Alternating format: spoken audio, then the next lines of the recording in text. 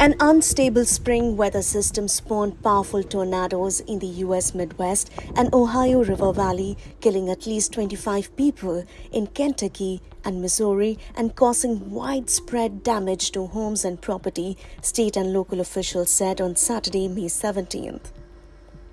The storm originally hit Scott County, 130 miles south of St. Louis on Friday, killing at least 5. 38 people were injured and 5,000 properties were damaged, according to Mayor Kara Spencer. The governor and I just got done surveying some of the hardest hit areas here. The devastation is truly tremendous.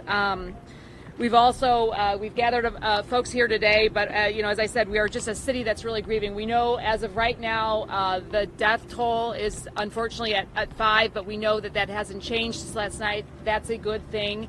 We know that as of right now, this morning, 38 people have been reported injured. We do not know the severity of those injuries, but we are continuing, as Mitch pointed out, really focusing on lives, saving lives, and making sure that we are protecting lives moving forward. We know that the devastation is truly tremendous. We are estimating right now about 5,000 buildings have been impacted, and we do have our building department, our inspectors are out there making sure that we are first and foremost assessing the damage to be condemning buildings and moving through demolition and other security as we go through this. The series of tornadoes tore off the roofs of houses, knocked down power lines, and swept through a major thoroughfare during rush hour traffic on Friday, May 16th. At least half a dozen tornadoes touched down in Missouri and neighboring Illinois, and other severe weather stretched all the way to the Atlantic coast, including another tornado reported in New Jersey.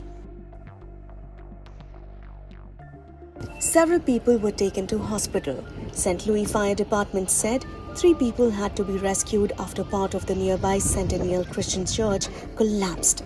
One of those people died. Rescuers were searching for survivors all night and into the morning, the sheriff's office said. An emergency shelter was set up at a local high school and donations of food and other necessities were arriving. Well, the state and the regional emergency managers will be the first line of defense. We'll be setting up those relief centers and relief agencies. 211 is the number that people should call if they need help. And so that timeline will happen immediately. Does that mean in the next half hour, the next five hours? I don't want to get stuck in that timing. But that will be the first line of defense. And then, as we mentioned, the assessment effort is part of the process that we have to do to turn into assistance to the feds. We were in the bedroom. I was sitting with my laptop about to do some work this afternoon. And the sirens came on, the wind started, and I always felt very safe in the city on this block with a brick house that has 3 layers of brick. The house was built in 1912, and the wind started and the tree out front was shaking so violently. I said, "Come on, David, let's go. Let's get out and get out of this room."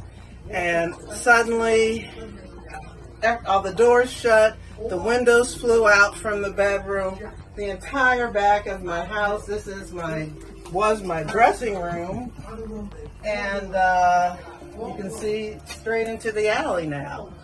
And also downstairs, my kitchen wall, dining room wall, the bedroom wall over here, completely gone.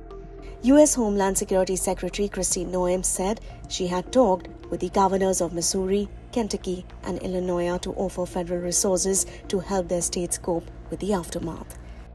That's all for now. Stay tuned to the Indian Express for more such news updates. Thank you so much for watching.